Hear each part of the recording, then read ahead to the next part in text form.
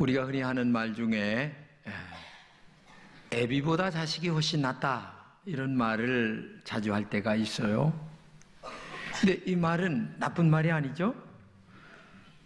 아들이 들어도 좋고 부모가 들어도 좋은 말이에요. 왜냐하면 자식 잘 키웠다는 얘기거든요. 여러분, 우리가 자식 키우지만은 자식이 잘 된다면 못할 일이 어디 있겠어요. 부모의 심정이고 또 부모는 그만큼 자식이 잘 되기를 원하는 마음이 인간의 본성이에요.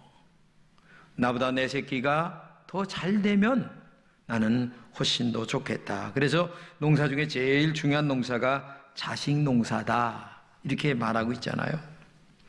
근데 중요한 것은 자식이 잘 되기 위해서는 가정이 먼저 행복해야 돼요. 이 가정에서 인격이 만들어지고 가정에서 신앙이 만들어지고 가정에서 그의 미래가 결정되는 내면의 세계가 만들어지기 때문에 이 가정이 행복한 가정에 행복한 자녀가 자라나고 그리고 복된 자녀가 커간다는 사실을 우리가 알아야 됩니다. 이 가정 환경이라는 게 그렇게 중요한 것입니다. 가정 환경이 아름답고 행복합니다. 아빠 엄마가 정말 행복하게 잘 융화가 되어 살아가는 가정이라면 자녀들 마음속에 이런 생각이 들어요. 나도 나중에 커서 우리 아빠 엄마 마냥 저렇게 행복한 가정 만들었으면 좋겠다, 그런 생각을 갖게 되는데, 만약에 반대로 계속 문제가 있는 가정이라고 생각한다면 에이, 내가 왜 이런 가정에서 태어나서, 이렇게 마음속에 생각을 갖지 않을 수 없는 것이 인간의 생각이에요. 그렇기 때문에 오늘도 여러분과 제가 인생 살아가는 데 있어서 우리의 가정이 얼마나 행복한가를 정말 알아야 되고, 그 행복을 위해서 정말 희생하고, 그래서 그 우리의 자녀들이 행복한 부부를 보면서 인격적으로 잘 자라나는 그런 그 은혜가 있을 때에 정말 우리의 자녀들의 미래가 복되게 될 줄로 믿습니다. 실제 미국에서 있었던 일입니다. 어느 여자분이 결혼을 2번 실패합니다. 마음에 많은 상처를 받았는데 할 수 없이 3번째 결혼을 하는데 3번째 남편에게도 폭행을 당합니다. 그래서 할 수 없이 가정을 깨게 됐는데, 그 여인에게 그때 생긴 마음이 뭐냐면 누구든 믿어도 안 된다, 누구든 사랑해도 안 된다, 이런 생각이 가득하다 보니까 그 여인에게 낳은 첫째 아들 하나가 있었는데 13살이었어요. 근데 그 아들에게 매일 그 얘기를 하는 거예요. 누구든 믿어도 안 된다, 누구든 사랑해도 안 된다. 그러면서 아들에게 애정도 주지 않고 또 아들은 엄마에게 애정도 받지도 못합니다. 그런 불행한 가정 속에 한 아이가 자라나게 됐는데, 나중에 고등학교를 다니는데 패싸움을 하다가 결국은 퇴학당합니다.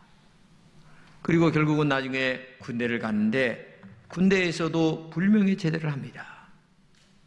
그리고 나중에 유럽으로 건너갔는데 거기서도 제대로 어떻게 살았는지 모르겠지만 여인 하나를 데리고 들어와요, 미국으로. 근데 이 가정이 불행하니까 행복한 가정이 안 되는 거예요. 그래서 부부싸움을 매일 하는데 어느 날 술을 잔뜩 먹고 $78를 가지고서 아내 앞에 내놓은, 내가 이거 당신을 사랑하니까 주는 건데 정말 사고 싶으면 사라. 화딱지가 나는 이 아내 여인은 이 $78를 방바닥에다가 던지면서 이게 돈이냐? 그때 이 친구가 우라통이 터져서 밖으로 뛰쳐나갑니다. 그리고 숨겨뒀던 총 한 자를 들고 자기가 얼마 전 출근하던 빌딩 꼭두배기로 올라갑니다. 그리고 그 이튿날 낮 12시가 됐을 때에 방아쇠를 당기는데, 놀랍게도 1963년 11월 22일 그의 청구에서 유명한 정치인 하나가 죽는데 그게 누구냐? 케네디 대통령이었습니다. 이 사람이 바로 케네디의 죽음을 몰고 온 오스왈드라고 하는 친구의 이야기입니다. 가정이 불행하다 보니까 인격이 잘못되고, 인격이 불행하다 보니까 대통령을 죽이는 일을 서슴지 않고 하는 거예요. 이게 어디서 만들어지느냐? 가정에서 만들어지는 거예요.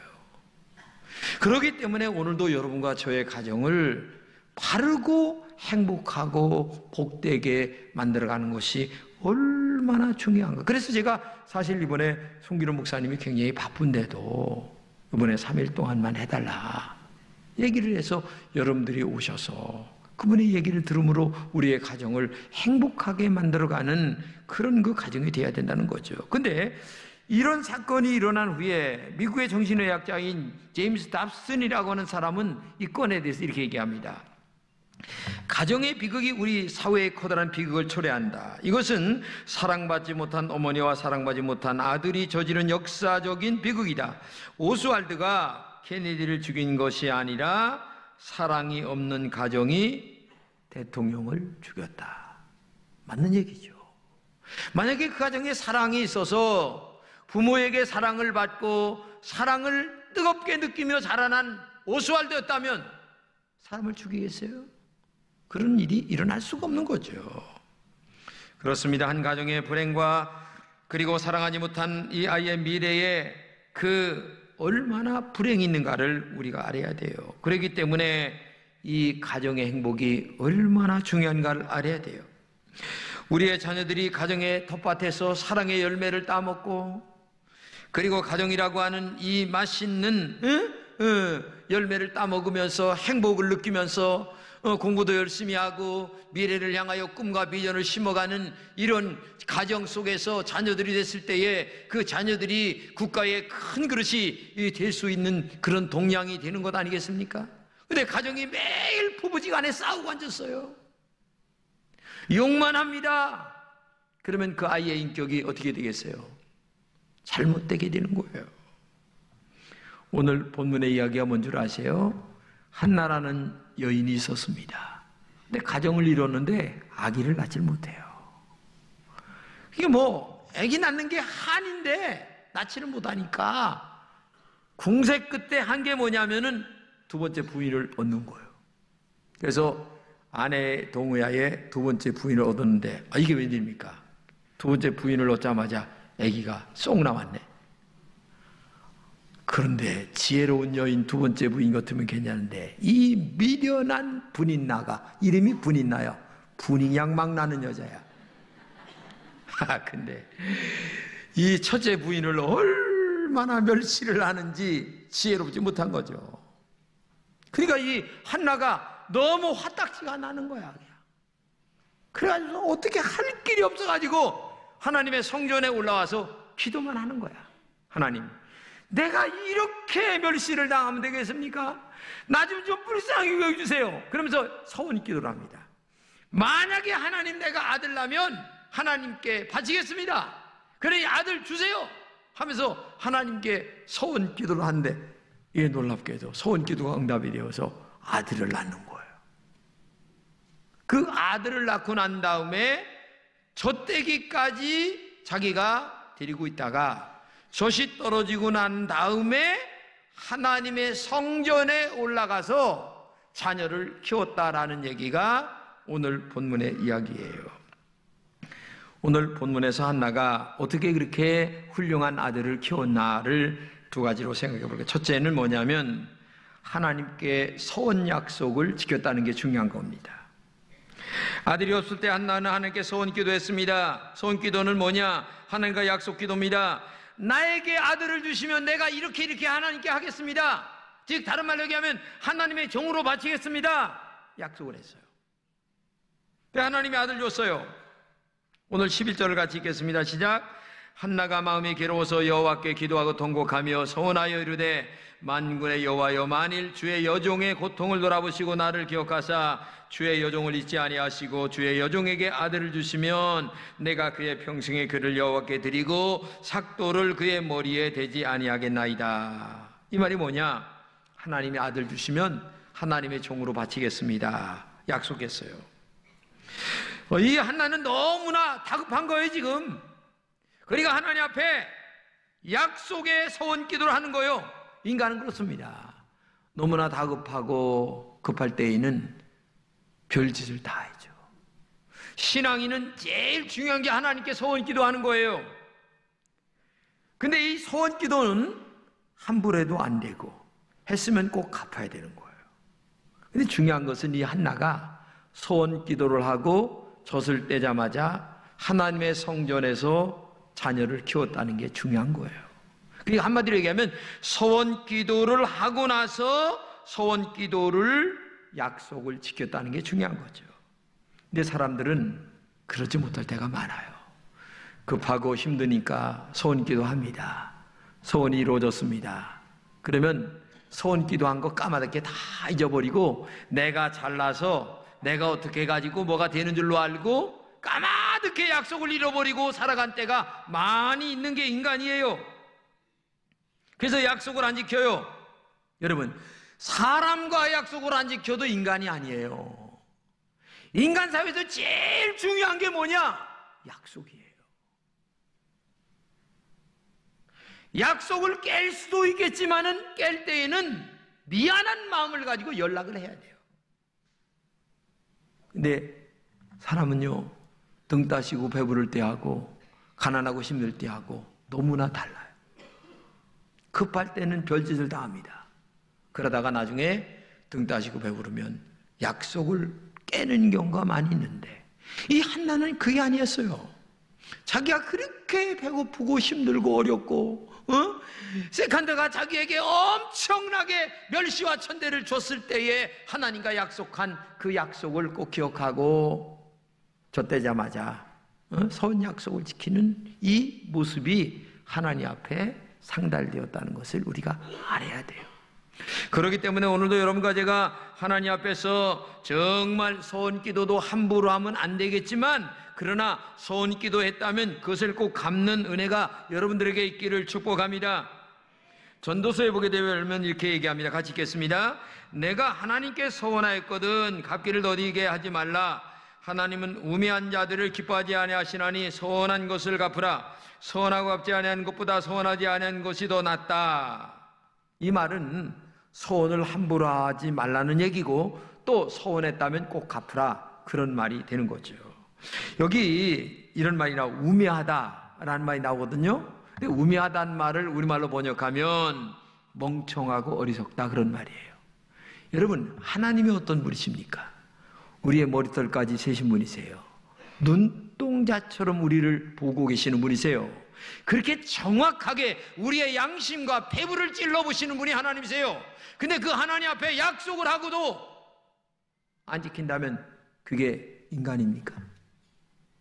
여러분, 사람 사는 사회에도 그렇게 하면 안 되는데 하물며 하나님과의 관계 속에서 이거는요 굉장히 중요한 얘기예요.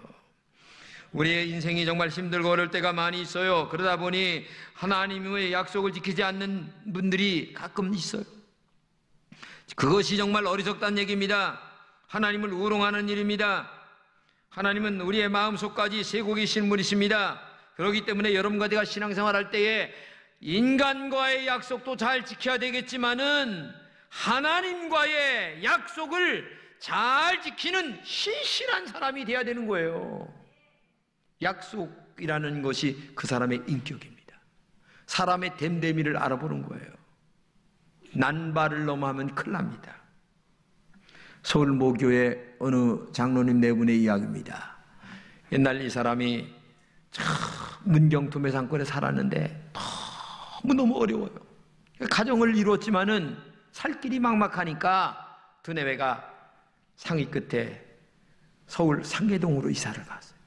가보니까 너무 힘든 거야. 밥 먹는 것도. 그래서 하나님 앞에 서원 기도를 하는 거예요. 하나님, 정말 저희들을 축복하시면 제가 하나님 앞에 성전을 하나 지어드리겠습니다. 그러면서 작은 돈을 가지고 땅을 조금 사가지고 집 한 채 겨우 져가지고 팔고. 근데 이게 웬일입니까? 하나님이 축복해서 그런지 이 사업이 잘 되어서 나중에 돈을 많이 버는 거예요. 그때까지 서원 기도한 걸 잊어버렸어. 근데 어느 날 두뇌회가 등 따시고 배불러가지고 밥 저녁 식사를 이렇게 하는데 문경에서 올라올 때 생각, 여기 올라와서 밥 못 먹을 때 생각, 그러다가 오늘 부자 된 거 생각하니까 아이고 우리가 하나님 앞에 그때 서원 약속을 했지. 그래, 한번 돈을 계산해 보니까 많이 버는 거예요. 그러니까 땅 1000평을 양지 바른 곳에 사가지고 하나님 앞에 3층짜리 빌딩 교회를 하나 져가지고 하나님 앞에 헌납을 드리는 그런 일이 이 권사님과 장로님 네 분 속에 있는 거예요. 여러분, 하나님과의 약속은 신실해야 됩니다. 인간과의 약속도 신실해야 됩니다. 그렇기 때문에 오늘도 여러분과 제가 하나님 앞에 혹시 서원하고 갚지 않는 일이 있나 생각해 보시고, 또 인간과의 약속하고도 약속을 깬 적이 있는가? 여러분, 사람 사는데 약속을 깰 수도 있습니다. 형편상. 근데 중요한 것은 그 다음에 미안한 마음을 가지고 가서 자기의 잘못을 이해를 구하는 그 태도가 중요한 거예요. 근데 그 태도 없이 그냥 지나가다 보니까 인간의 인격이 아주 바닥에 떨어지는 거예요. 우리는 그런 사회를 만들면 안 돼요. 잘못할 수 있어요. 근데 그것을 인정하고 미안합니다, 죄송합니다, 내가 살다 보니까 이렇게 됐습니다, 그 말 한마디가 중요한 거예요. 그런 은혜가 여러분들에게 있기를 주님의 이름으로 축복합니다. 두 번째는 하나님의 교회 중심으로 아들을 키웠다는 것입니다. 교회 중심이라고 하는 말은 살아가는 삶의 바운다리가 하나님의 교회 중심, 즉 말씀 중심, 기도 중심, 그리고 날마다 좋은 인간관계를 맺으며 살아간다는 얘기입니다. 사람이 무엇과 가까워지느냐에 따라 그 사람의 인격이 형성되는 거예요. 부정적인 사람과 계속 가까이 살아보세요. 그 사람도 부정적인 사람이 되는 거예요. 그러나 긍정적인 사람과 계속 가까이 해보세요. 긍정적인 사람이 되는 거예요. 그렇기 때문에 내 옆에 좋은 친구들, 항상 긍정적이고 미래지향적이고 희망과 내일에 대한 용기를 주는 그런 사람들과 항상 함께 해야 되는데, 성경을, 교회를, 말씀을 가까이 있다고 하는 말은 그 아이에 대한 인격이 하나님의 말씀으로 바르게 만들어졌다고 하는 것을 의미하는 거예요. 오늘 본문을 같이 읽겠습니다. 시작. 그가 젖되기까지 기다리다가 아이를 데리고 엘리에게 가서 그를 여호와께 드리되 그의 평생을 여호와께 드리나이다. 한나는 아들 사무엘이 젖되자마자 성전에서 자라게 만들었어요. 누구든지 자기 자녀를 잘 키우고 싶은 마음이 없는 사람이 어디 있겠어요? 그런데 성전 중심으로 키우는 것이 진정한 지혜가 있는 비결이에요. 왜? 성전에서 주님의 종의 말씀을 늘 듣고 큽니다. 그리고 하나님의 말씀을 듣습니다. 예배 중심으로 자라납니다. 하나님을 두려운 줄 압니다. 그런데 어떻게 나쁜 짓을 하며 악한 짓을 하며 이 아이가 자라날 수 있겠어요? 항상 선하고 하나님 앞에 기도하며 하나님 도와주세요, 축복해 주세요, 제가 하나님께 영광 돌리겠습니다, 이런 믿음으로 클 수밖에 없는 것 아니겠습니까? 맹모 삼천지교라는 말을 여러분 알잖아요. 처음에 이사간 곳이 공동모지 근처예요. 근데 맨날 곡하는 것만 하는 거예요.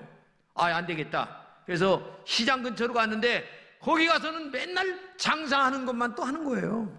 그래서 안 되겠다. 그래가지고 어디로 갔습니까? 글방, 공부방 옆으로 갔더니 거기서 글을 읽어서 유명한 사람이 있다는 얘기가 우리가 아는 얘기 아니겠습니까? 이렇게 사람은 주변의 영향을 많이 받는 거예요.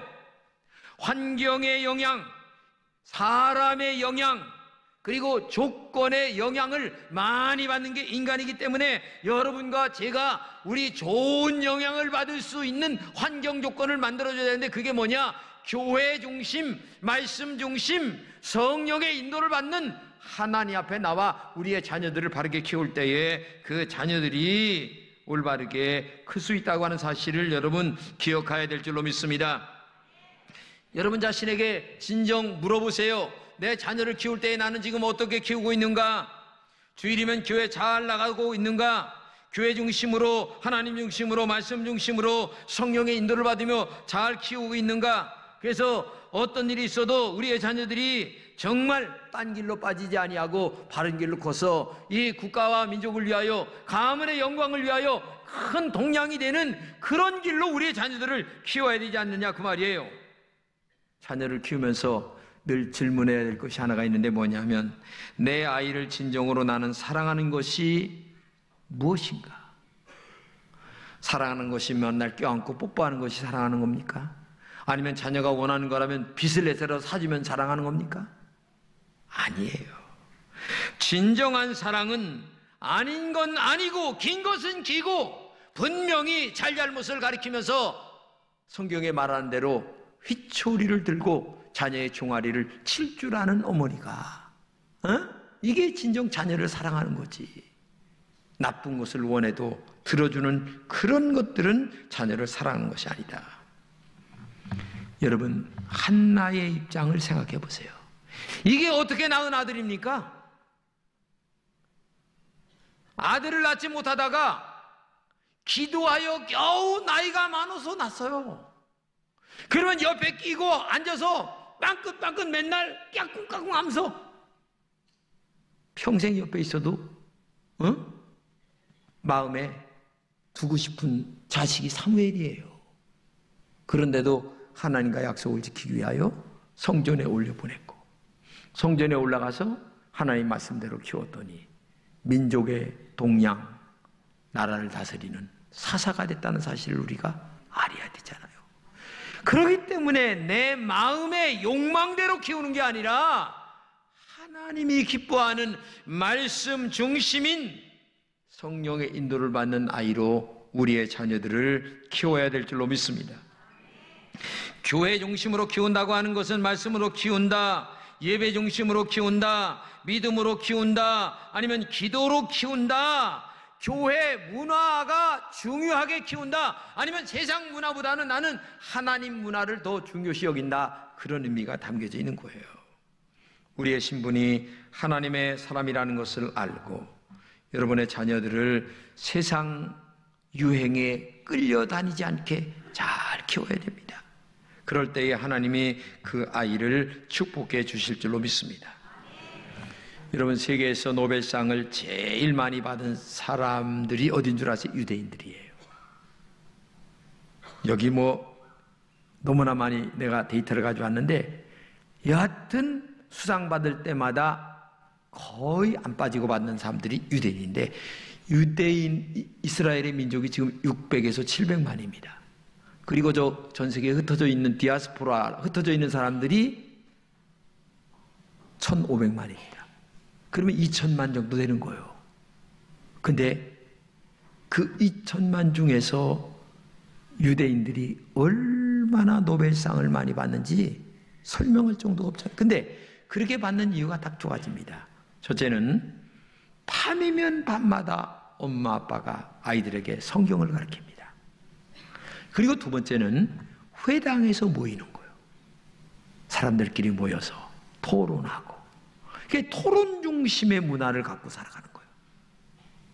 주입식이 아니라 어려서부터 토론을 중시하셔. 근데 그 토론 중심으로 모인 회당과 그 다음에 성경 말씀을 2000년 동안 나라를 잃어버렸지만 버리질 않아요. 근데 2000년이 지난 후에 이스라엘이라는 나라가 독립이 되고 지금 전 세계적으로 이스라엘을 따라갈 나라가 없어요. 이게 어디서 시작되느냐? 하나님 말씀의 쉐마 교육, 즉 들으라. 뭘 들어? 하나님 말씀을 들으라. 이거를 계속 반복하여 가르치는 거예요. 그랬더니 그 아이들이 잘못된 곳으로 빠지지 아니하고 훌륭한 사람으로 자라나게 됐다는 거죠. 저는 여러분의 자녀들이 정말 잘 되기를 원합니다. 먼저 자녀의 인성이 잘 돼야 되고, 인성 속에 신앙이 바르게 들어가야 되고, 바르게 신앙이 들어간 그들에게 민족을 향한 비전과 꿈을 갖도록 해야 되는데, 그것은 오직 오늘 한나를 중심으로 얘기한다면 하나님과의 약속을 지키는 신앙 속에서 가르치는 아이, 그리고 그 아이를 하나님의 성전에 올라와 교회 문화를 그에게 심어서 죄를 두렵고 하나님을 두려운 줄로 알면서 자라나게 하는 그 아이가 바로 큰 그릇이 된다는 것을 기억하고 여러분들의 자녀들을 교회 중심으로 키우는 은혜가 있기를 주님의 이름으로 축복합니다.